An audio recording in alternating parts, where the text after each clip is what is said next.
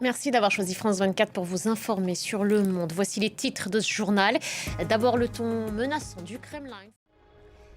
Venez donc en Russie, nous assurerons la sécurité. L'invitation vient du chef du Kremlin et elle est adressée aux Ukrainiens. Les Russes, après un sommet donc avec l'Ukraine sur leur territoire. Je vous l'annonçais dans les titres, le Proche-Orient et la diffusion par le Hamas de la vidéo de 2 otages israéliens retenus à Gaza.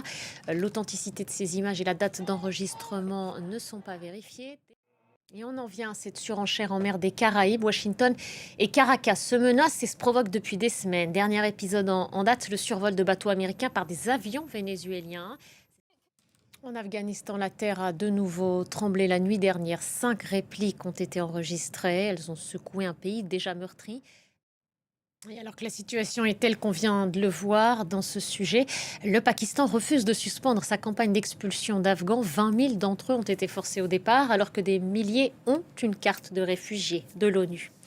Le Portugal, maintenant, où l'agence qui enquête sur les accidents aériens et ferroviaires doit publier ce vendredi une note présentant les premières constatations confirmées sur l'accident de funiculaire survenu mercredi à Lisbonne.